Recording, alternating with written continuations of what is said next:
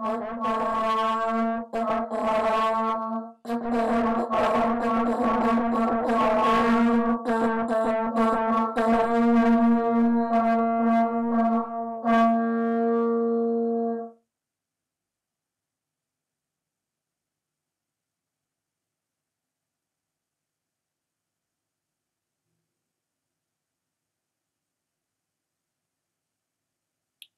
war einmal ein kleiner roter Plastikelefant.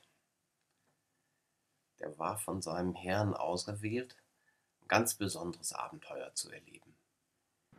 Zu Fuß wollten sie die Alpen überqueren.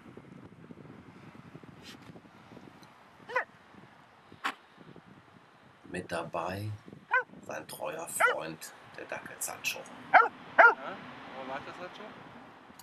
Gemeinsam erklommen sie so manche Höhe.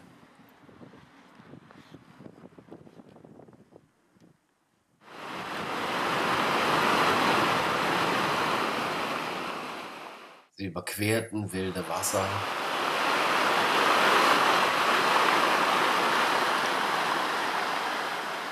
und durchstreiften wunderbare Wälder.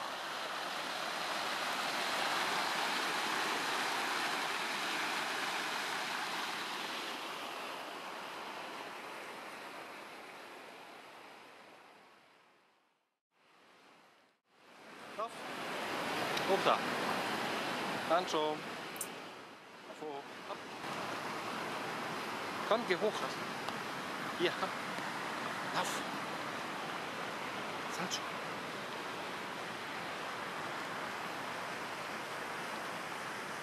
Komm.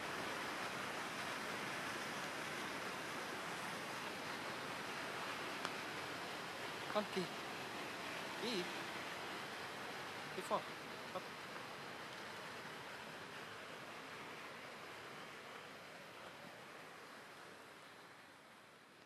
Immer höher stiegen sie hinauf, über steile Flanken, durch Geröllhalden,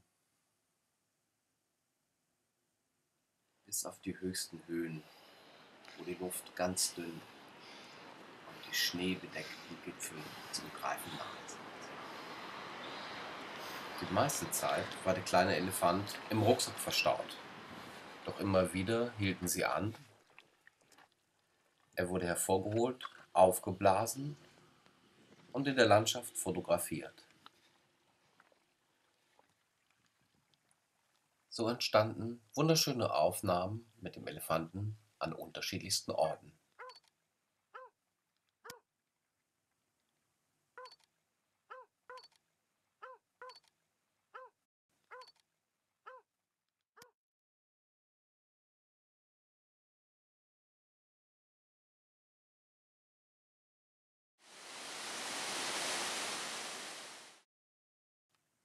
Dann ging es weiter. Meistens schliefen sie im Zelt. Manchmal fand sich aber auch eine gastliche Hütte. So gingen sie bei jedem Wetter, bei Regen, Nebel, Schnee und natürlich auch bei Sonnenschein. Sie überquerten manchen hohen Pass,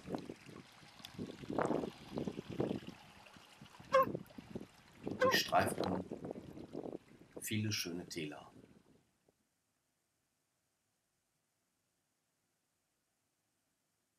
Mal stand er unter Palmen, mal im Schnee. Sie fuhren über den Vierwaldstätter See und auch auf dem Lago Maggiore. Auf der Insel Brissago gefiel es dem Elefanten ganz besonders gut. Eine andere Reise führte sie nach Innsbruck und über Verona nach Venedig. Auch Mailand sah der Elefant, ebenso wie das Matterhorn und den Mont Blanc. Er war so beeindruckt. Nicht nur die grandiosen Ausblicke, die wunderbaren Landschaften, die beeindruckenden Bauwerke und die Zeugnisse früherer Epochen waren es, die den kleinen Elefanten so beeindruckten, sondern vor allen Dingen auch die Herzlichkeit und Gastfreundschaft, mit denen ihm die Menschen allenthalben auf ihrem Weg begegneten. Oft fanden sie in einer einfachen Herberge ein Bett für die Nacht und ein warmes Essen, wenn es draußen mal wieder so richtig ungemütlich wurde.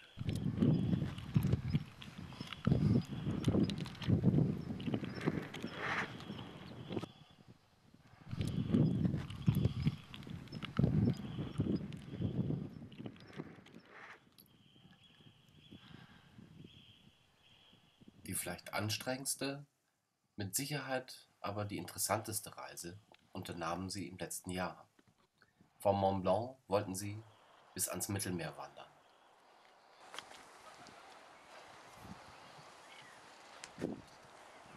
Dabei folgten sie mal dem roten, überwiegend aber dem blauen Weg der Via Alpina. Dieser ist in weiten Teilen identisch mit der Grande Traversata delle Alpi, die sich durch die piemontesischen Alpen von der Schweizer Grenze bis an die Côte d'Azur zieht.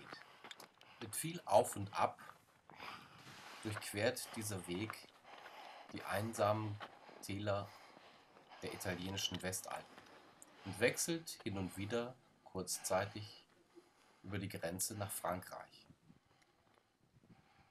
Manchmal verlief die Route über alte Militärstraßen, dann wieder auf einsamen Waldwegen und Partisanenpfaden. Auch Pilgerwege wie die Via Francigena und Val di Susa lagen auf der Strecke. Ihr Weg führte über alte Maultierpfade, auf denen jeder Stein von Hand gefügt ist, und Bergwege, die schon vor Jahrhunderten als Verbindung zwischen den einzelnen Tälern genutzt wurden. Viele dieser Wege waren lange in Vergessenheit geraten und sind erst in jüngster Zeit neu freigelegt, markiert und für Wanderer zugänglich gemacht worden. Fleißige Hände hatten auch in diesem Sommer wieder ganze Arbeit geleistet, das Dickicht zu beseitigen, und so kamen unsere 3 Abenteurer gut voran. Sie wanderten durchs Mairatal und besuchten dabei den einen oder anderen Nebenweg, wie den Sentiero Bottai oder Sentiero Fotografico, auf dem sie ganz besondere Eindrücke sammelten. Auch über die Geschichte der Menschen vor Ort erfuhren sie viel, so zum Beispiel auf dem Pfad der Rückkehr der Waldenser.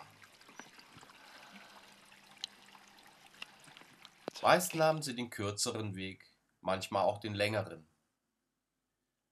Aber immer waren sie recht gemächlich unterwegs, so dass ihnen nichts entging.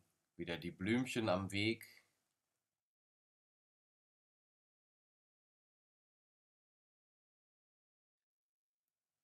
der kleine Käfer auf dem Stein.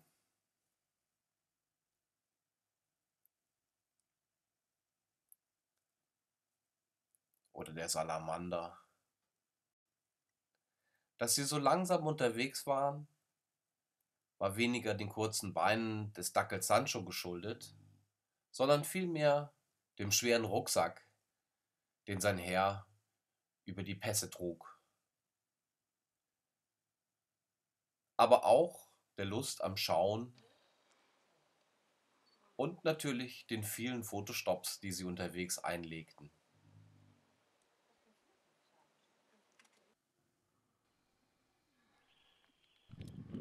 Auf ihrem langen Weg nach Süden kam es zu vielen interessanten Begegnungen.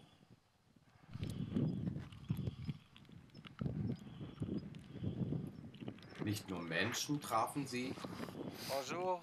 sondern auch jede Menge seltsame Tiere.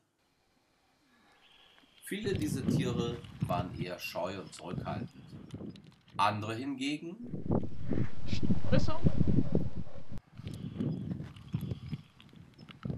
begrüßten den Elefanten aufs Herzlichste.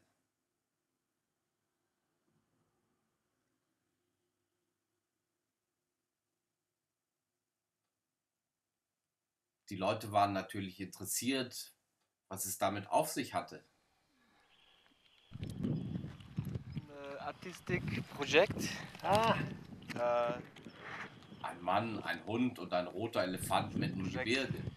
Oh, les éléphants. Ah, oui, oui, oui. Eine Balize. All bereichte der Herr ihm eine Karte mit der Internetadresse, wo Fotos und ein Reisebericht zu sehen sein würden. Via Alpina, Ah, oui. de Mont Blanc, à Monaco. Ah, ouais. Das Interesse der Menschen war groß. Und die Freude, diese ungewöhnliche Begegnung gemacht zu haben, merkte man vielen deutlich an. Ils sont rouges là.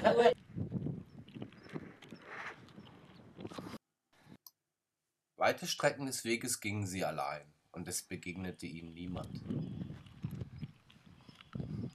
Dennoch fühlte sich der Elefant nie einsam. Wusste er doch, Sancho, den kleinen Dackelmischling, als Freund immer an seiner Seite. Vor allen Dingen dann, wenn der Herr ärgerlich war, weil ihm mal wieder ein kleines Missgeschick passierte.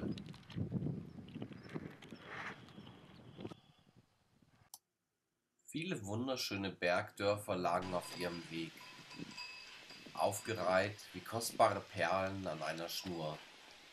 Nicht nur an Kirchen, sondern auch an vielen Privathäusern fanden sich beeindruckende Fresken und in Stein gehauene Köpfe.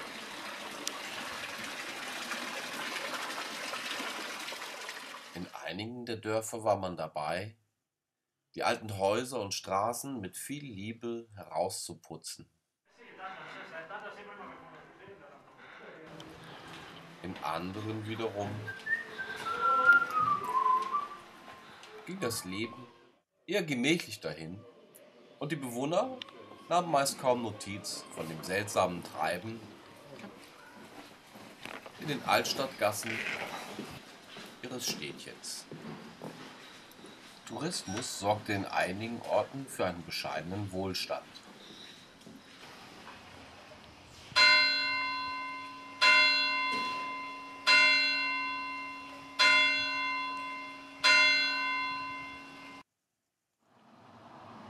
Andere Orte hingegen waren von ihren Bewohnern schon seit Jahren verlassen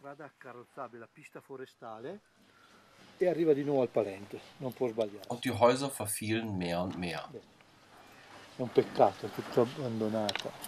Adesso qui vedo che l'hanno messa un po' in sicurezza perché stava per cadere. Gli hanno messo dei tiranti. Paolo, der Wirt vom Rifugio Palente, führte sie durch den Ort Garin Sono tutti abbandonati. È un peccato un borgo così lasciarlo andare giù. Solo che sono und tanti beschreibt, wie es zu proprietari, so einem Verfall kommt. i vecchi sono morti, i nipoti, i giovani non sanno neanche dove hanno la casa, non hanno fatto le successioni, non riescono neanche più a risalire chi è il vero proprietario. È per quello che sta. Lì dovrebbe essere il comune a prendere provvedimento, guarda lì come si sta aprendo. Gli hanno fatto quel lavoro lì, speriamo che tiene. Speriamo. Still war es hier zwischen Palente und Selle di Macra, während anderen Ortes Touristen und extra wegen eines Festes angereiste Städter aus der Umgebung für reichlich Trubel sorgten.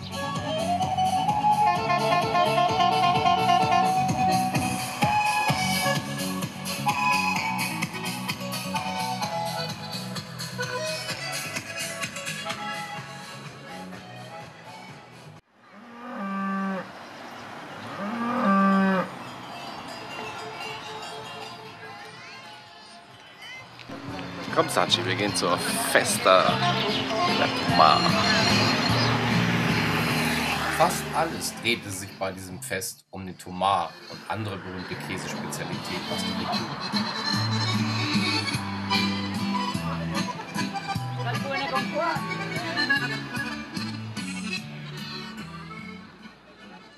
aber eben nur fast alles.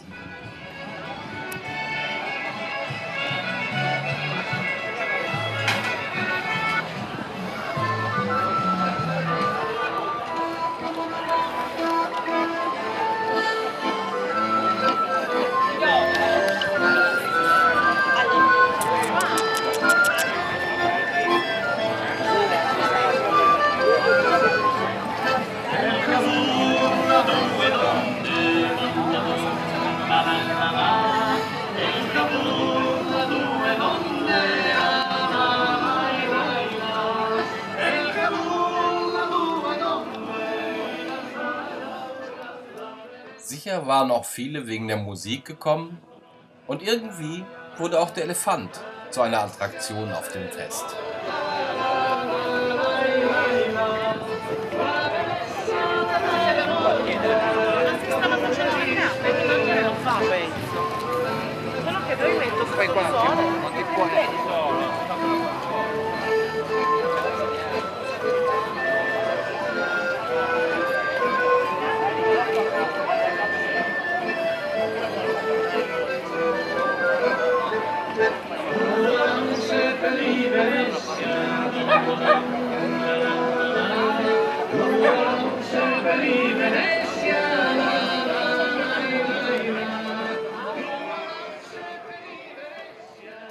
Bis weit hinauf in die Berge hörten sie noch die Musik. Gern wären sie noch ein wenig geblieben, aber es war schon spät und sie mussten weiterziehen.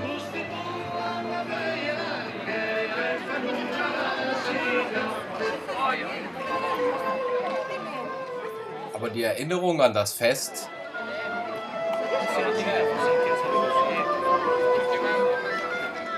die bleibt bestehen.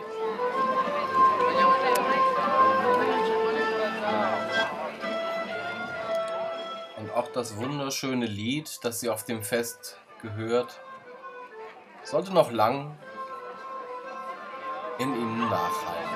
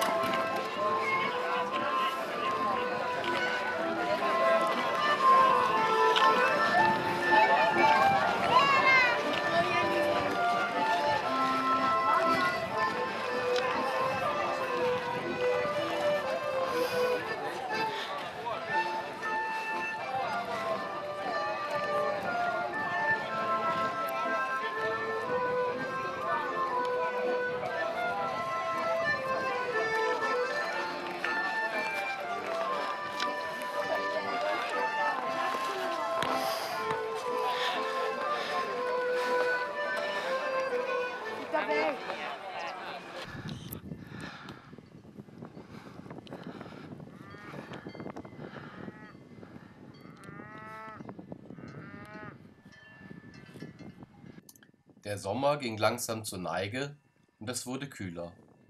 Doch noch lagen viele Berge und Täler zwischen ihnen und ihrem Ziel. Die Landschaft veränderte sich, je weiter sie nach Süden kam. Die Berge wurden rauer, die saftigen Wiesen voller Blumen waren verschwunden. Stattdessen zierte blühendes Dornengestrüpp die trockenen Hänge und Olivenbäume reckten ihre Äste in den dunklen Himmel.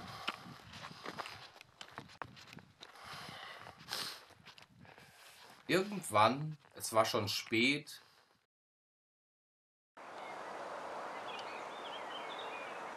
erreichten sie das Meer.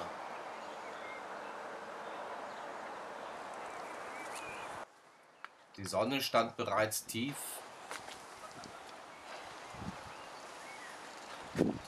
und es war Herbst.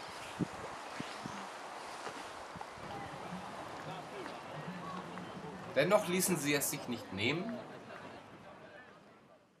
einen ausgiebigen Spaziergang am Hafen und durch die Altstadt zu machen.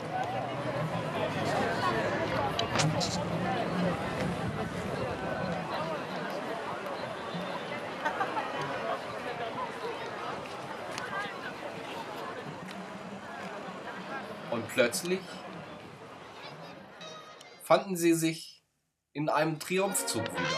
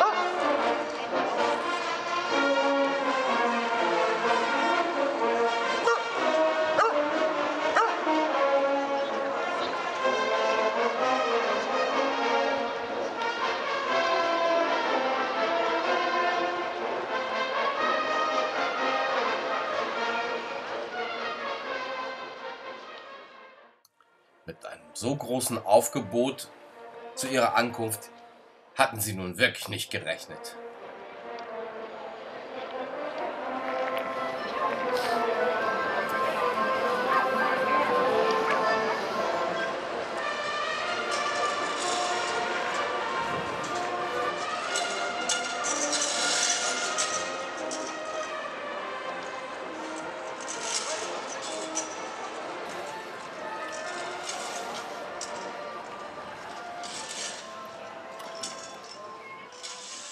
Die Eindrücke der vergangenen Tage wirkten nach, aber die Anspannung fiel ab, während sie eintauchten in die Symphonie der Großstadt.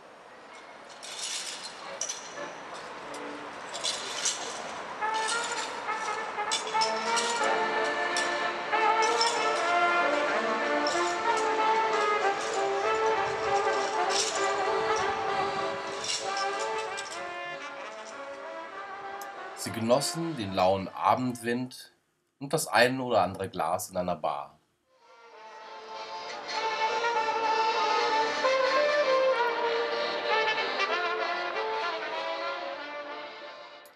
Auch Fotos sollten noch gemacht werden.